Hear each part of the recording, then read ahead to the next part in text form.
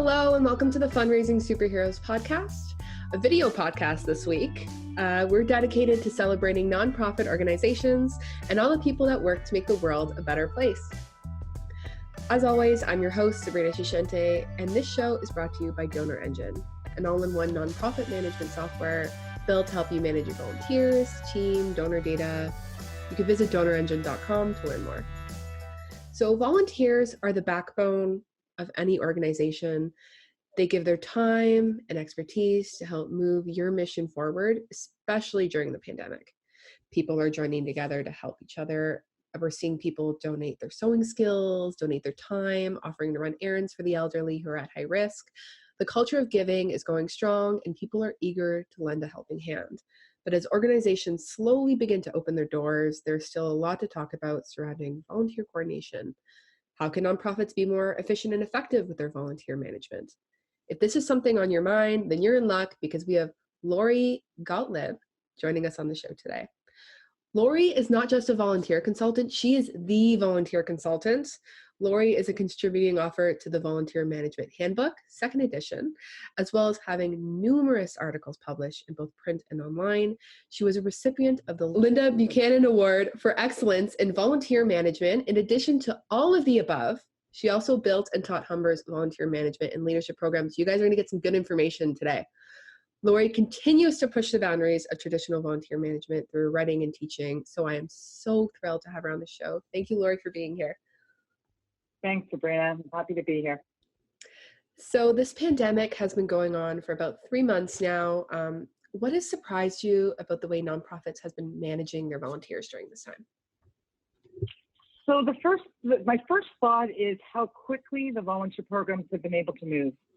On a positive side, volunteerism has come to the forefront of what nonprofits need to do to respond quickly to their clients, their members, their stakeholders, and that the volunteer programs themselves have been able to move very quickly into responding from an emergency perspective without dealing with processes, without these stopgaps.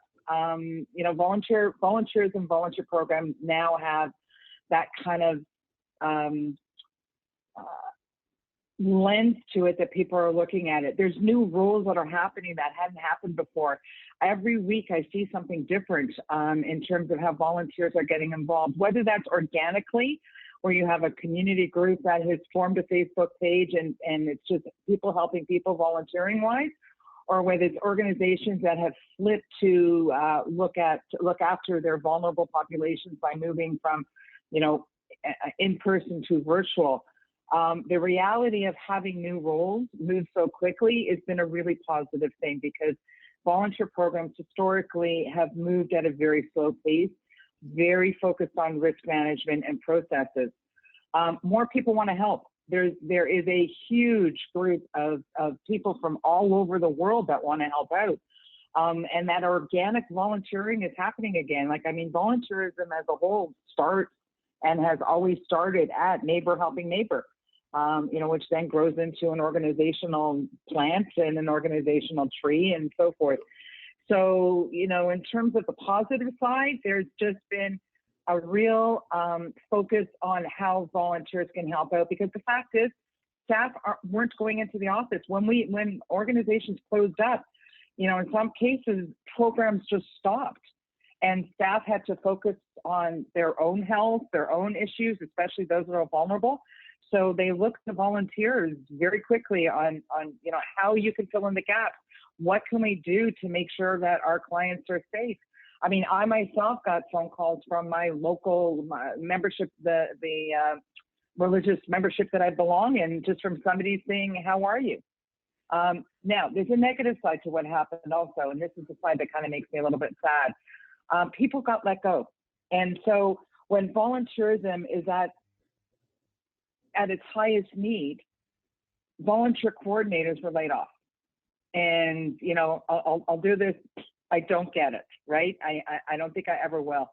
When you need, the economic cycle tends to be when staff, when there's a recession and there's less staff, there's more need for volunteers. So on that negative side, Why would you let go your conductor of your volunteer program?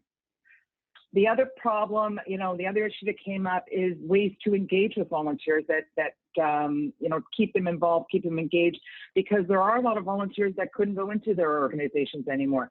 They themselves were vulnerable. So how do you keep those volunteers engaged? Because volunteers just there was no communication.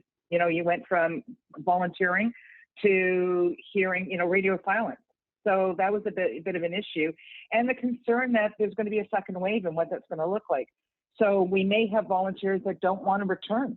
So volunteer programs are going to have to, look at how they're going to pivot. But, overall, it's that pandemic brought out that natural need for people to want to help, and for nonprofits actually embracing the help, where they normally would have said, okay, here's the process. It could take 3 months. All these things have to happen, risk management, that the nonprofits embraced that the communities wanted to get involved. And this is why you're seeing all kinds of new rules happening, and really interesting and creative ways to volunteer. Yeah, I think one of the really interesting things I've seen is how people have created their own volunteer opportunities beyond organizations. Yeah. Exactly like you were explaining, like on my town's Facebook group, people are like, I made X amount of masks. Who needs them? They need to deliver. Yeah. So the fact that, and this is the first time I heard about volunteer coordinators being let go, boggles my mind, because although people are being let go, that means they have an abundance of time that they can now give back to their community. So, I think part of that, I don't want to take this stage and say that, go all negative into the not-for-profit thinking. Part of it is just a lot of staff got let go, but I've always felt that volunteer programs are vulnerable, and anybody that knows me knows that the biggest challenge for administrators or volunteers is to get their voice heard. And that is really key. If they can show what the value is of what they're doing, then ideally they should not be at risk of being let go, because they're the ones that are managing, anywhere from 50 to 500 volunteers. But the reality is, when you have a volunteer program that's working well, there is always that possibility that it can self-sustain itself. Mm-hmm. So it is a reality. I've seen it happen. I've been around long enough. I've seen this cycle happen over and over again. And then what happens is, when you come out of the pandemic, it's like, okay, now we have to rebuild this volunteer program. How we're going to do it, mm-hmm. Right? So how do organizations, when they want to start rebuilding that program, when they want to start reaching out to volunteers, how do they look and find volunteers that will best suit the positions that they need filled? What can they do to communicate that they are providing a safe work environment for them as well? Well, I think the volunteer programs, first of all, have to take a step back. So there's two things that are happening at the same time. So there's this emergency volunteer corps, we'll call it that right now. So you've got volunteers that are virtually friendly visiting, that are doing health check-ins, that are doing mentorship. So some positions have easily pivoted to virtual. So right now, very few people are going into the physical locations. But what's going to happen? And again, I don't have the magic ball on this one either. But I'm going to take a guess, and my guess is there's going to be a hybrid. That as organizations start to open up, there'll be some volunteers that will be allowed to go back in, and some volunteers that will not be allowed to go back in. There'll be some volunteers that won't want to go back in, and some volunteers that want to go back in but are maybe just looking at short term now. So there's a lot of balls in the air, so to speak. So volunteer programs are going to have to, before they even go out looking for volunteers, take a step back, because like I said to you, the first reaction was get volunteers out there. We don't care about policies, procedures, it's health and safety first, obviously, but we're not going to worry about so heavily the screening and the interview process and all those types of things. That will have to start to shift back a little bit, because depending on the level of vulnerability, you're going to have to put some things in places. So you're going to have a bit of a hybrid. So volunteer programs are going to have to do two things. One, take a step back and look at what does the future look like in the next year and 2 years. So let's call it pre-vaccine, post-vaccine, however way you want to do this. And what can we bridge that is new and unique and can easily be pivoted if we have a second wave, if there's a shutdown again in the organization, so that we're not on, we don't completely shut our doors. But in the same respect, start to build a different kind of volunteer program using the volunteer management best practices. So I'm a firm believer. I do, teaching the Humber program and teaching in my webinars and the presentations, that volunteer management cycle, which is basically, the foundation of best practices, still has to come into place, but we also have to look at that and make adjustments according to, right? Mm-hmm. So policies and procedures are going to change a little bit.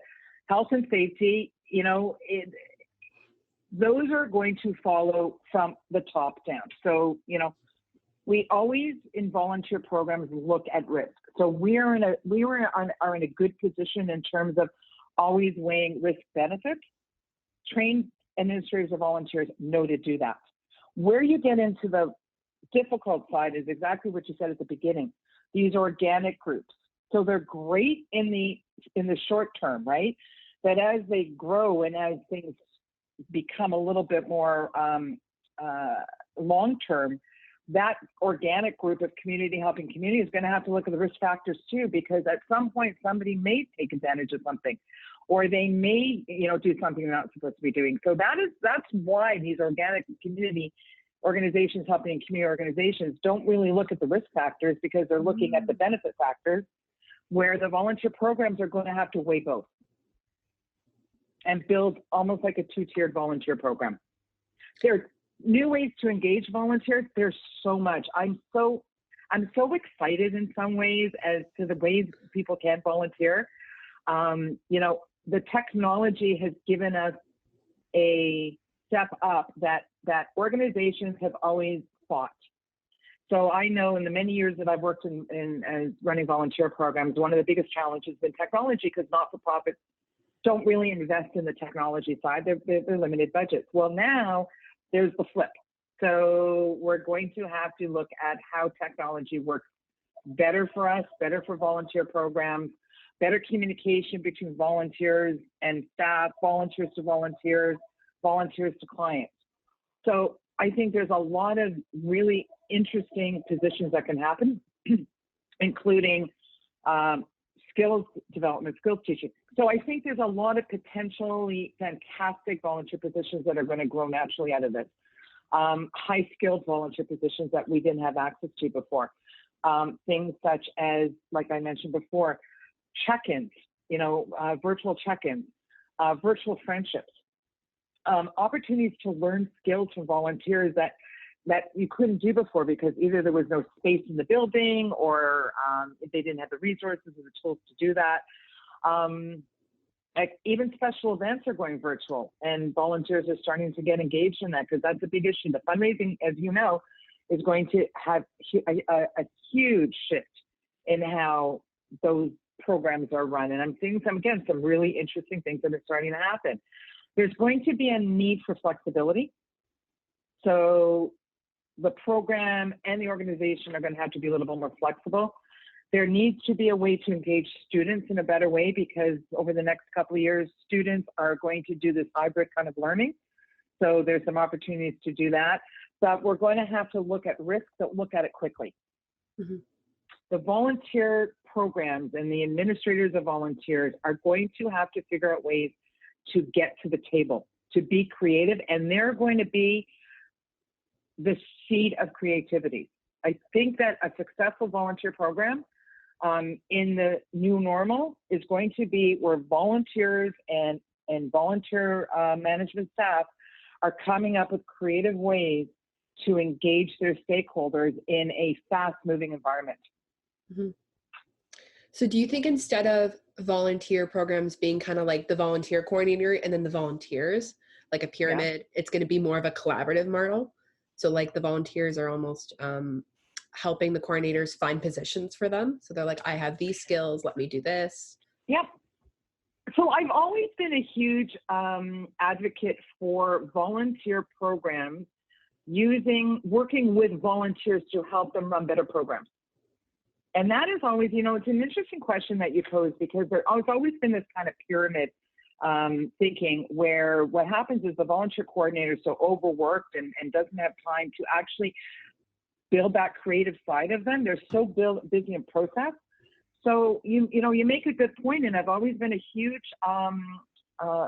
cheerleader for engaging your volunteers. And I'm not just talking committee and board work, but engaging your volunteers in helping you run a better volunteer program. Mm-hmm. Because there's never going to be a humongous amount of staff in the volunteer program. There'll always be 1, 2, at the most part 3 in large organizations like hospitals. It's normally run by 1 person. If you're lucky, it's 2 people. So absolutely, are there ways, why can't volunteers train other volunteers? So we're going to look at training in a whole different model. We're not going to have people coming into the building to do orientation. Training, health and safety, pandemic preparedness, whatever comes down and whatever the protocols are for that organization are going to have to be delivered virtually. So why can't a volunteer even develop the program? I mean, once I had an HR volunteer who came in to do something else, but while having that conversation with him, I recognized that he had skill sets in an employee relations side of it. So I actually broached it to him as to, would you consider, looking at helping our staff? And he built a series of educational modules. So volunteer coordinators are going to have to look to who they have and bring out the best in who they are, bring out that natural glow of what volunteers can do, and engage in that way. So get them to help, because it's going to be trying times for the next little while. It really is. Oh, definitely. And going off that, volunteers usually are so passionate, they're giving up their time to help your organization. How can organizations help them in terms of finding and helping them with burnout? Because I know right now a lot of people want to do everything they can to help, and it gets hard, it can get overwhelming. So how can organizations kind of create those boundaries and assist them when they can? So good question. Burnout has always been a balance between creating the appropriate role description and ensuring that the volunteers have a voice in that, and also feel confident and comfortable enough to say, I can't do all of this. So it starts with the role description. So we go back into that kind of slippery slope where ask a busy person, to do something. It comes back down to best practices and managing a volunteer program. So recognizing what roles need to happen, who is the best person for those roles, and ensuring that they're not either being burnt out, and there are ways to recognize that. Give them permission to say, I need a break. So, maybe it's looking at 2 or 3 people doing the same role and then taking shifts. So, it's a little bit of trust that has to be built between the volunteer and I guess the staff, right? Mm-hmm. They really both have to have permission. And I believe that volunteers are, want to help out, but they also have their own motivational factor too. There's a series of things happening here, right? Some people are now looking for work. Some people are looking to change their skills. Students who are, looking to get more education. So there are lots of ways that volunteer programs can help with that burnout, whether that's focusing on shifts on, shifts off, whether that's giving them opportunities to provide feedback and see how they feel on this. And I think that's a really key thing right now. As we shift into a new dynamic of volunteer positions, you need to get some feedback from your volunteers on how it's working and what could be better, and how volunteer programs can support their volunteers and their clients and their staff. But permission to have burnout is a relationship situation and not depending on, and that's why having professional volunteer coordinators on, coaching and leading those teams is important, because when you get more into the organic of volunteer helping volunteer, there's a lot of burnout there too, because people just want to get it done. So it's that core group of people that will do everything and the other people will not. So volunteers need to feel comfortable asking other volunteers to help. and not take it on. It's easier for me to do it myself because yes, eventually it's burnout. But that's really, that's the fundamentals of volunteer management. Yeah.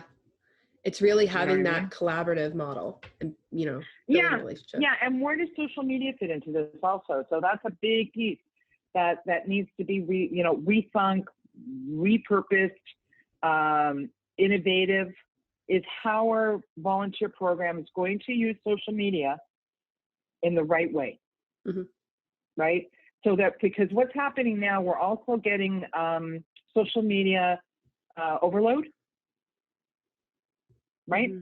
So now it's turning into ads and ads and ads and ads and selling and selling and selling and selling. So the messages are all getting messed up.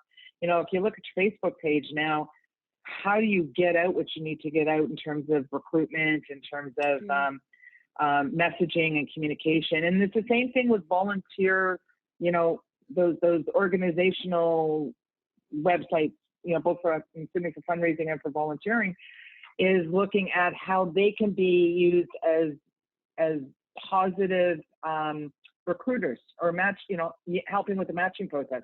But that's another area that needs to be looked at, is that whole social media space and how volunteer programs are going to use that to their advantage to both recruit volunteers but support volunteers. Mm-hmm. What are some? Yeah. Oh, yeah, definitely. What are some tools and resources that can help nonprofits do that? Create better volunteer programs. And from your experience, what is one thing you hope to see them do moving forward? I think that volunteer programs need to build on their success. So let's start there. You do not need to reinvent the wheel. Maybe you're just pivoting a little bit. I think volunteer programs, volunteer coordinators need to ask people. You need to start having those conversations as to where do you see your gaps in the next 3 months, 6 months, 1 year? Where can volunteers help out? I think that in terms of a tool and a resource, I think a plan has to be created. I think the volunteer programs just can't, right now, everybody's in reaction mode. And I get that, but that can't be sustained. So set new goals. Look at the tools that you have right now. Use technology to your benefit, because that's probably the most stable thing we're going to have over the next couple of years in terms of teaching, educating, communicating, and supporting. I think that the in out of buildings is, the physical stuff may be an issue because it's an unknown for us. So the one thing that's not an unknown to us is how to use technology and how to use platforms. Look at weddings, funerals, bar mitzvahs, family gatherings are being used successfully, done through technological platforms. I think that volunteer programs need to redesign some of the roles and look at the risks involved in those. So that's a key thing. Mentorship programs, regular check-ins with their volunteers. So these are all tools and resources that they can be using. But they have to, that strategic planning tool, I think, is going to be a really key thing, where you're identifying the risks, but you're also identifying the opportunities. A little bit of a SWOT analysis is not a bad thing right now. It really is not. I'm not a lot of volunteer programs really, when I teach courses, I teach my strategic planning course to volunteer programs, and I go SWOT and PEST, and they go, yeah, now's the time. You got to know what's the low hanging fruit and what you can pivot easily, and what's the stuff, pick those couple of goals that are really important where you can see yourself thriving in these new volunteer potential opportunities, and go with it. But knowing that there's a bit of an unknown, right? Because we could get shut down again at any time. Oh, yeah. We have no idea. So you don't want to you have no idea. So, do things that can sustain themselves in either model, either on a face-to-face model or also on an online model, and look at the policies and procedures. So there is a risk side. So now's the time to, from a tools and resource perspective, you're going to have to look at what the risks are, and you may have to rebuild your orientation and training program. Mm-hmm. So, but the one thing is, you don't need to reinvent the wheel. Collaboration, like you said, organizations can be collaborating together too. Mm-hmm. So before we go today, I'd love to know how you feel this pandemic can be used as an opportunity, and really, be used as a way to kind of pause and for people to reevaluate their programs? And how do you feel that volunteer programs during the pandemic will change coming out of this? You know, I'm hesitant when I say the word opportunity. I think that what's going on is just even there's days that I shake my head and go, I can't believe it. Yeah. I think that volunteer programs have an opportunity here to move quicker than they normally have, engage people who have skills and talents and are willing to help in ways that they never were before. I think that it's an opportunity to bring some of our best practices into the 21st century, okay, which means embracing technology, embracing the value that volunteers can bring in. And I'll give you an example. You know, there's this argument that you go to volunteer to an organization and they say, well, here are the 10 things that we have to offer. Pick one. This is the menu item. I think the pandemic has brought an opportunity to throw out the menu and create custom-made volunteer work, right? Mm-hmm. And so whether it's teaching a virtual arts and crafts class, or using volunteers to create digital content, or translating content into a variety of languages. I could go on for hours on unique volunteer opportunities. So my final say on it is, how do I feel like the positive side of this is that there's opportunities for volunteer programs to grow, and where volunteers are not just going to enhance the program, enhance the organizations they work for, but actually help in leading into a new way. There's going to be challenges with that. And like I said, you know, my final kind of thought is that we have to think positively, but volunteer coordinators, or I keep going back and forth, administrator volunteers to volunteer coordinators, have to be their own advocates. And I think you'll find the same thing in your fundraising world. They have to show that show the numbers, create measures of success, show the value. And I'm hoping that, in recognition of that and the unique experiences, that the volunteer programs will be able to get at that leadership table. That is my goal. It's for volunteer programs to be part of the planning and not the response. Mm-hmm. That's a great answer. And with that, thank you so much, Lori, for joining us on the show. Welcome. For those awesome.